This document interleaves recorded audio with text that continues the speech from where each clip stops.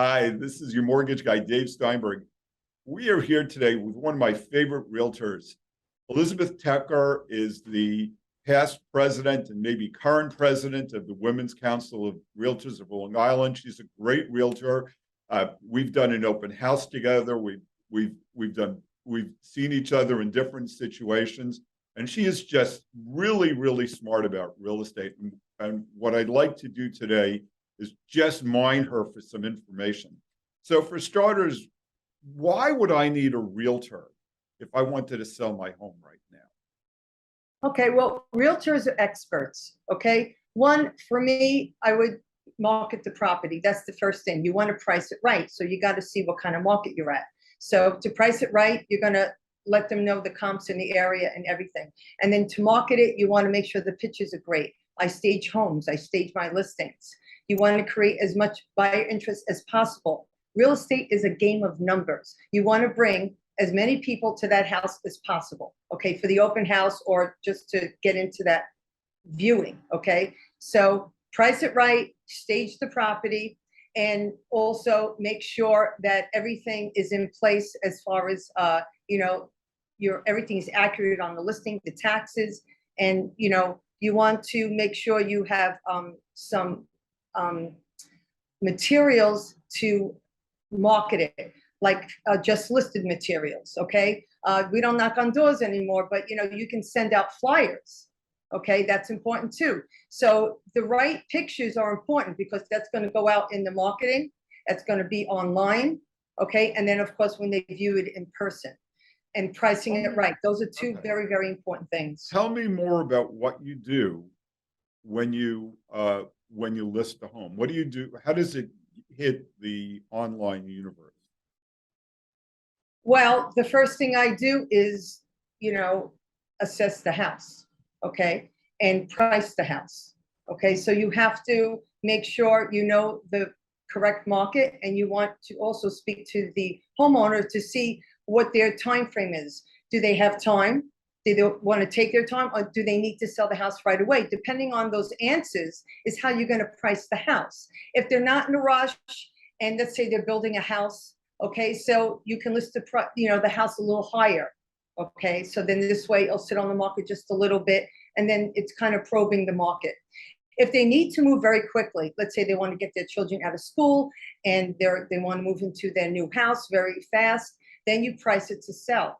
And that also is a great strategy because it creates credibility for the seller. In other words, their house is going to be very interested in. Okay, people are going to be looking at it. There's going to be more interest in buyers. Again, it's about getting as many people in that house as possible. So that strategy I love doing. Either way, pricing it right creates a strategy of maybe, a lot of offers. And, in this market, it's still a seller's market. I mean, the past market has sailed already, with the overbidding. But sometimes you do create a frenzy when you price it right or just under. So tell me a little bit more about that. I want to get as much money as I can when I sell my house. What do you mean by price it right? Well, when you price a house right, a lot of sellers have the mentality, price it high because they want to get the highest amount of money for their property. And that's my job, to get the highest price for their house. But there has to be strategy. That's why you have to trust in the realtors, because we know the business, okay? So just pricing it high isn't going to get that price. Pricing it right is going to get the highest price because you're going to create more buyers.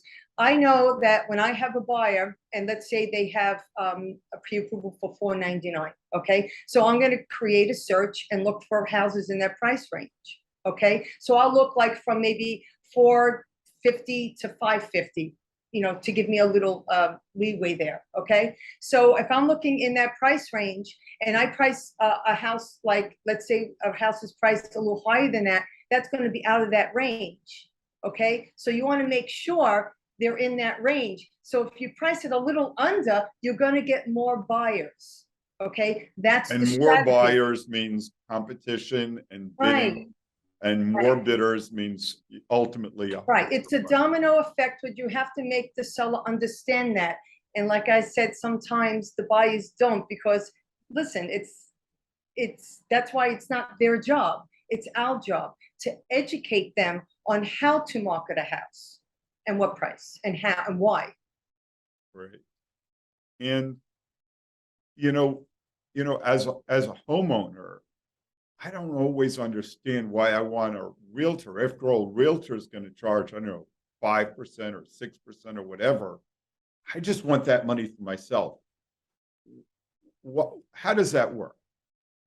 Well, that's understandable. They want the most money for their house, the most money in their pocket, and they're entitled to that. But it comes with a price. Okay, if you're looking for the right thing and for the transaction to go smooth, sellers are not educated on the market. Sellers are not educated on negotiation skills. Sellers are selling their house. Okay, I'm a realtor and I have a lot of great skills. Okay, some more than others. My strength is negotiation. Okay, that sets me apart from others. Marketing the house the right way, speaking to buyers. Okay, like FSBOs. The buyer goes to the house. A FSBO is for sale by owner. So that's an example I'm giving you because let's say, they don't want to give it to a realtor. They want to sell it by themselves so that they get, all the money, and that's fine. So a buyer goes to a house, the seller is home, and the buyer may feel infringed that the seller is there. It's like not private. Okay. There's a difference between a realtor showing a home and the actual seller selling a home. The seller can answer the questions correctly. They don't really know the market. They just know that it's a seller's market. I want to get the most for my money. That's all they really know. And that's all they really should know. But a realtor can answer specific questions that they can't. Okay. And one of the things I think is true, Liz, and tell me if I've got it right, is at the end of the day, I don't really care how much money you make. I care how much money I make. And so because you're able to because you're able to get a higher offer for me, I'll probably end up with more money in my pocket even after I pay the realtor. Right, exactly, because a realtor can get more money, and that's the strategy I'm talking about from the beginning. A realtor can get more money than anything, and that's all that matters. A FSBO can't. I got it. So I understand why a seller may want to have a realtor working with them. As a buyer, why would I want to go look at homes with you rather than just follow things on the internet? Again, it's about expertise. Realtors have knowledge. They're great negotiators, working on behalf of the buyer, their client. In other words, if they put an offer in, how are they going to negotiate? My job, it's the opposite for a buyer, to get as low as I can for the buyer and to make sure that they're happy with that price, depending on if the house needs work. Let's say we put an offer in, okay, they accept the offer, but then we have the home inspection. Okay, so that reflects the home inspection as well. So that's part of the negotiation. I already negotiated and got an accepted offer, which was great. But now we have the home inspection. That leaves for more negotiation. If the house is in, pristine order and all the, bones are really good, then we're fine. But some homes, they have little quirks, little things that the buyer would like done. So that's room for negotiation as well. And that's where I come in. Again, negotiation is key on both sides. And that's where you need a realtor to represent you in every step of the process. And that's just one of it. It's a big one. But there's so many steps, and some buyers need hand-holding. They don't understand the process. It's our job to educate them, whether they're the seller or the buyer, because there's steps on both sides, as you know. It's not an easy process. Sometimes you have hiccups. It's our job to solve problems. That's what we do. We solve problems. So if I were going to go into the market today to buy a home, let's say I'm first-time home buyer and I want to buy a home, what tips would you have for me? A first-time home buyer. Okay, let's say they don't have a pre-approval yet, and I get a lot of that. So the first thing you have to do is get a pre-approval. You have to have your ducks in a row. You have to have a direction. You have to have a budget. How do we know where you want to buy? How do we know what price point you're at? We don't want to waste their time and look at $600,000 houses when they won't be approved for, let's say, 450. So the first thing I tell a home buyer, a potential home buyer, is to get a pre-approval so that they have a direction for their budget and target areas. Where do you want to live? Where do you work? Right. And then, of course, getting a pre-approval means you're more credible. Well, of course. Well, that's the first step is so the buyer has direction and they know where they're going. But then you can't put an offer in without a pre-approval. I tell them that as well. You know, because they're, you know, the seller has to know that they can afford the house and, you know, put in an approval for that. Very important. What else? What else should a home buyer know? A home buyer, first of all, like I said, the pre-approval. So after the pre-approval, then we have to look at the designated areas that they want to go into. I just show them houses in their budget, but sometimes they don't want to go to their max. Maybe they really shouldn't go to their max. If they have a pre-approval for 500, it doesn't mean that they should look at houses for 500. You got to have a little leverage there. So I usually show properties, if their pre-approval is for 500, I start at 425. And I show them houses from 425 maybe to 525, because I have to, again, educate them. I want to show them what the market is bearing, because that's very important. I'm not in a rush to sell them a house, nor that should they be in a rush to buy a house. They have to learn the market first so that they're comfortable. And that shows them what the market is bearing, what they get for their bucket, 425, 450 versus 500. Got it. Important. Elizabeth, we met through the Women's Council of Long Island. Yes, we did. Women's Council of Realtors of Long Island. And I know that you've been very active in that for years. Why is that important to you? What have you gotten out of your involvement with Women's Council? I've been with the Women's Council for a very long time, since maybe 2008. I had a design business, a staging business, and that's how I founded them. I was one of their strategic partners, Design Remix Inc. And after that, I got my license and I fused my design business with my real estate. And then I found it was hard to wear two hats. You know, when you choose a profession, you have to put your all in. So I decided to, not get rid of Design Remix. Actually, my ex-partner, Louisa Rizzo, she still has Design Remix, which I'm very proud of. And I just kept the real estate, and I still stage my own listings.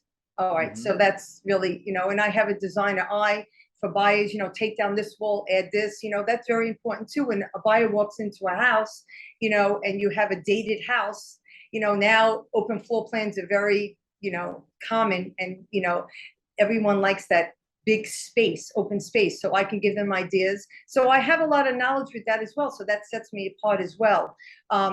So besides that, that's how I founded the Women's Council. I decided to get involved with the Women's Council. I was on the executive board. I was past president.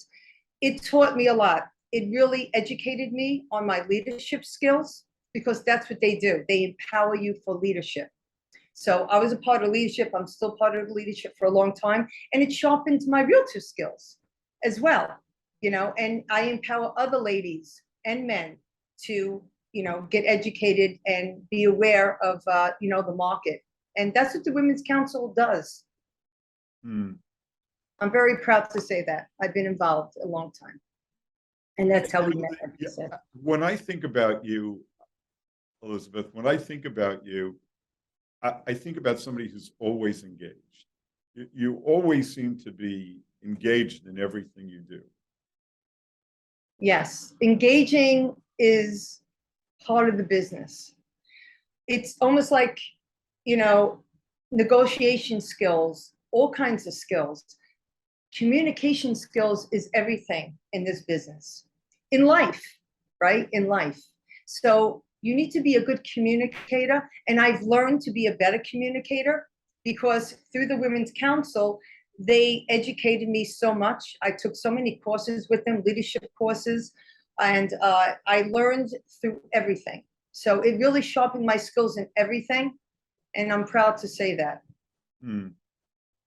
Elizabeth, if I so much admire the way you work with people, but If you could just tell our listeners what your superpowers are as a realtor.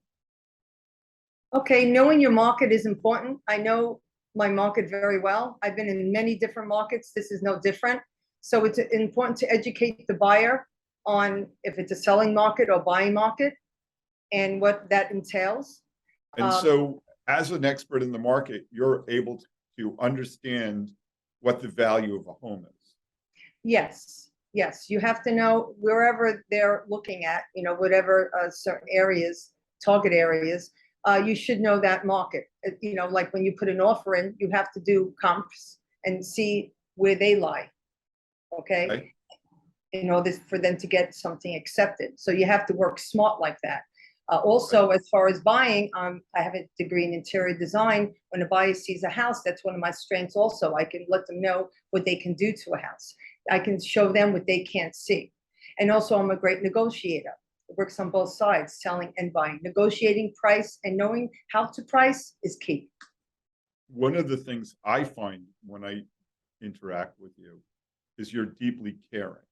I know that I've watched you with other people at the Women's Council meetings. I've watched how you've interacted with buyers. And what I see in you is somebody who's deeply caring of other people. Yes, I have a passion for people, and this is the best business to be in for that. I love to help people, and that's part of our job. I provide a service. I want to help you to your goal, your dream home, to sell your home, to get to your next dream home. I mean, that excites me. I've been doing real estate for over 30 years. I'm showing my age. But I'm from Brooklyn, and I did real estate in Brooklyn and Queens, the Bronx. Now I reside in Long Island for 27 years, and I do business mostly on Long Island, some Queens. And I've always had a passion for showing homes. I get excited, like the brownstones in Brooklyn, the detailing, and even on Long Island, there's some historic homes that are here, and I show, the details.